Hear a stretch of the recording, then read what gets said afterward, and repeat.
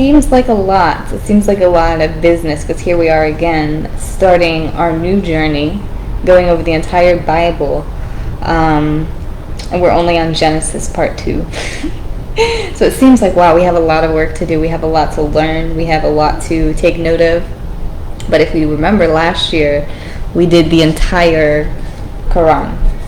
So if you just compare, I mean, I don't know how the formatting is as far as spacing, and it's a little bit different, but I mean, they're comparable, but the Bible here is a little bit smaller than the Quran. We did the Quran in just a few months last year. Almost took, it took several months. That was our task last year. Then we even got into a hefty portion of the Bible where we mostly covered the Gospels. We covered a lot of Paul's letters to the churches in those succinct forms when we were going over the promises of the Bible, all of that. We were going over a lot of that stuff. Paul's letters, the Gospels, a lot of the New Testament books. We never really covered the Old Testament that much. Sometimes we would get a story or a narrative or two from the Old Testament, but it was mainly New Testament information. So now we're taking a deep dive into the Old Testament, and then we're going to continue into the New Testament with the knowledge of the Old Testament that we have. So I think it's the best way to just go, right? Go straight through it. No, we're not reading every single verse. I'm picking out kind of the key points to keep the story moving along, trying not to leave too many gaps, but as you will notice, there will be gaps. So like I said before, pay attention to every seventh, like line 7, line 17, line 27. Those are going to be things that I was told to tell you to pay attention to, and we're selecting them for a reason. Sometimes I will add extra lines in there just to give you a little bit of context, but that is all they're there for, just context of like, okay, why are we talking about this? This is why. So I added those lines in there, so I don't have to talk too much. But yes, this is the quotes. Next in line for our quotes, we read a little bit of a longer quote yesterday about the sea and the ocean and how that was what the earth was like in the beginning. It was all oceanic. Everything started in the water, and then we moved to land. If you're watching that awesome Netflix series, you can get some insight onto that as well. So we read a little bit about the ocean, we read about the first people, and then we read about the ocean again when it comes to the flood. So let's read our quote for today, much shorter today. It says, "What shelter to grow ripe is ours, what leisure to grow wise." This is in memory of author Obermann, chapter 1, page 71. I'll read it one more time since it's a bit shorter. Excuse me. "What shelter to grow ripe is ours, what leisure to grow wise." So beautiful. I love how these line up. I always kind of read them before to see, is it going to coincide? Is it going to match? And some better than others. But this is great because we're talking about the formation of communities. We're talking about the formation of cities. We're talking about the formation of kingdoms. People are traveling to different areas of the land, and the families that stem from Noah, not of Adam and Eve, because we know they are gone now after the flood. The family that stemmed from Noah formed everything that we see here today, and we're going to learn about that. Hi, baby. Alrighty. Let us begin. We're going to start where we left off, which is chapter 8. We finished chapter 7 in Genesis, so now let's go on to chapter 8, verse 6. "After 40 days, Noah opened a window he had made in the ark and sent out a raven, and it kept flying back and forth until the water had dried up from the earth." And this is interesting. Raven, I know we think dove. It's possible that it could have been a dove. I don't know why the dove imagery is stuck in our heads, but it says here he sent out a raven, a black raven. And if you know anything about like mythology or spirituality, ravens are interdimensional birds. They're the only type of bird that can travel between dimensions, so they say. So interesting. He sent out a raven. Great.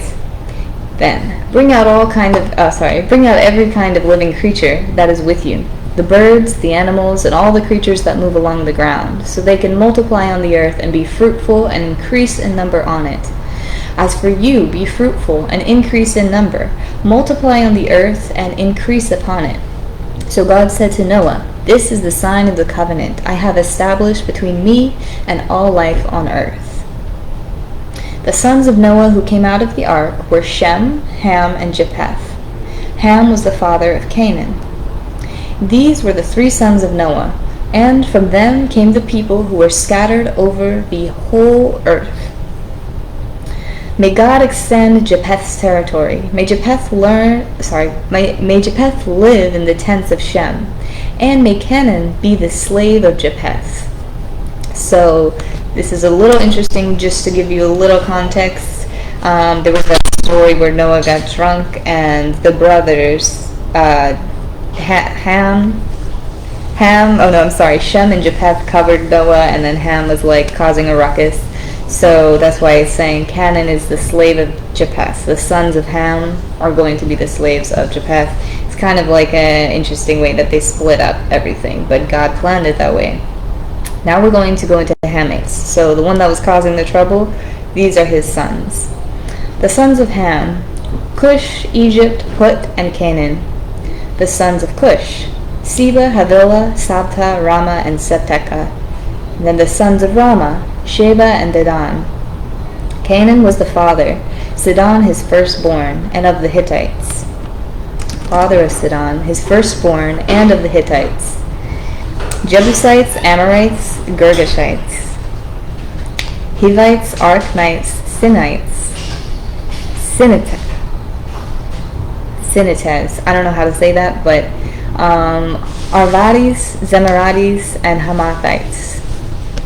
So again, a lot of lineage. If you read it line for line, you will learn the lineage of all the brothers, but this is just what is sticking out based off of the context. The Semites, Hadaram, Uzal, Dikla. These are the clans of Noah's sons, according to their lines of descent within their nations. From these nations spread out over earth after the flood. So we have the 3 brothers. And we're wondering, where are the women, right? Where are the women? How did they give birth to all these sons? Or, where were they, right? I mean, Noah had his 3 sons. I believe, if we remember, his daughters on the ark as well, but they aren't mentioned. And then we have to wonder how the things came about. Were there other people or Nephilim on earth? Maybe women that way. So that's why we're trying to determine the origin of that. So, now the whole world had one language and a common speech.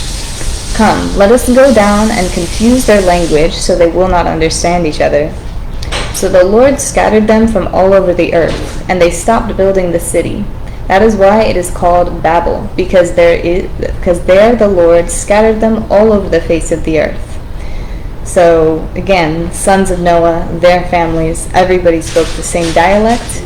God himself stepped in and decided to confuse the language, so there would be, in fact, more diversity. But in the Bible, it really says if they all had understood each other and they're building this giant tower to try to reach the heaven, anything to them will be possible. So he wanted life to be a challenge for them.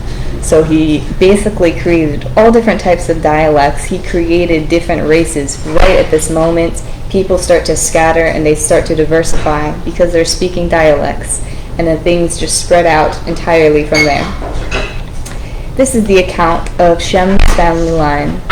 When Eber had lived 34 years, he became the father of Peleg. And after he became the father of Peleg, Eber lived 430 years and had other sons and daughters. This is the account of Terah's family line. Terah became the father of Abraham, Nahor, and Haran. And Haran became the father of Lot. So again, going into this, it gets a bit confusing. That's why I tried to add a little bit more lines so we understand. Okay, this is Shem. Eber is Shem's son. And again, we're getting these longer lifespans of 400 years, but it's nothing like 800, 900 years, even 1,000 years. Some people are chosen to live a little bit longer, but they're still truncated significantly from how things were even before the flood. Let's see. The Lord appeared to Abram and said, "To your offspring I will give this land." Keep in contact here. Under Shem, it goes to Terah, and Terah became the father of Abram. So this is where we get Abraham. He changed his name later on the command of God, but he starts at Abraham and Sarai. So the Lord appeared to Abram and said, "To your offspring I will give this land." So he built an altar there to the Lord who had appeared to him. Now there was a famine in the land, and Abram went down to Egypt to live for a while, because the famine was severe. When Abraham came to Egypt, the Egyptians saw that Sarah, was a very beautiful woman. And when Pharaoh's officials saw her, they praised her to Pharaoh, and she was taken into his palace. But the Lord inflicted serious diseases on Pharaoh and his household because of Abram's wife Sarai. So this was almost planned and plotted. Abraham knew the Egyptians would exert some kind of control over him in some way. He knew his wife was beautiful. It's not like he was okay with it, but he kind of just said, just let it be so we can live and we can grow and we can multiply and have stock and livestock from Pharaoh. So he basically said that it was okay. He said to tell Sarai that they were siblings, not husband and wife. And Pharaoh got upset when he found out that they were husband and wife, and he blamed Abram for his diseases. It really was the Lord who intervened at that time. Last part here, quarreling arose between Abram's herders and Lot's. The Canaanites and the Perizzites were also living in the land at the time. Abraham lived in the land of Canaan, while Lot lived among the cities of the plain and pitched his tents through Sodom. The Lord said to Abram, after Lot had parted from him, "Look around from where you are, to the north and south, to the east and west. Go walk through the length and breadth of the land, for I am giving it to you." So that's where we see some favor bestowed on Abram. He was a risk taker. I mean, going to Egypt when there was a famine, he definitely was more of a leaderhead at this time. So this is why this leadership is established. He didn't become a king or anything of that nature, but he definitely, as we will know, had a great extensive family line and a lot of land and just a lot of favor from the Lord. So very interesting. And his name is still Abram, but we'll try to discover where it is changed. I read a little bit ahead, so I know when that happens, but I think we'll talk about it a little later. But that's it. It's a bit confusing, so if you want to learn more specifically about the lineages and how things branch off, you can of course refer to the text. It gives everything in great detail. I wasn't going to butcher the names and everything like that and list everything because it would just be way too crazy. But I guess this was pretty short. But even me trying to write it down and try to talk about it, it's difficult for me because it gets a little much. But this is where we see the truth in the Bible, because we know everything is accounted in great detail. It's accounted, we have names, we have time periods roughly, we have the land where they were, geography of where they were. So this is how no one can really dispute that the truth is the truth, because it's so well accounted for, and you can really just go back in time, especially the time of Noah, right after the flood, and trace back everything from there.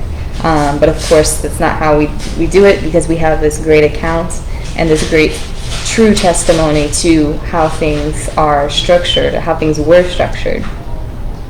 Very interesting. This is very long ago. We'd like to see who these Nephilim were and who these sons of God were. I wish it talked more about possible instances of other geography, but this is focused on one section, one part, one happening of events that really kind of just made the world flourish in a sense.